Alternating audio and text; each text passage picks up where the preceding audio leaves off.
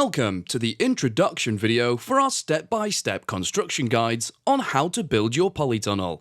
We understand that being able to see is better than reading off a page. A picture speaks 1,000 words. This is why we have created step-by-step instructional videos detailing every part of the construction of your polytunnel.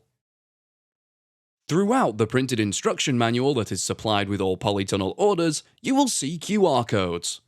Simply scan these QR codes with your phone and you will be directed to the correct video. Upon receiving your order, we start to pick and pack your polytunnel and get it ready for dispatch. Your polytunnel will be delivered by our nationwide courier and will consist of several different packages. If you have any queries regarding delivery of your polytunnel, please visit www.firsttunnels.co.uk/shipping.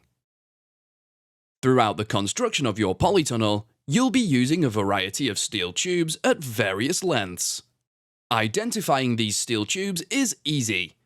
Taking this code, for example, 25/50FS, the first number indicates the diameter of the tube and the second number indicates the length. The two letters that precede the numbers indicate the finish to each end. F indicates flattened end, S indicates swaged end, and P indicates plain end.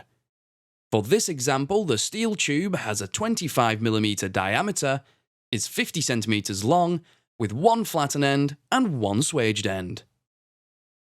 The next video in this playlist will be how to set the foundations for your polytunnel.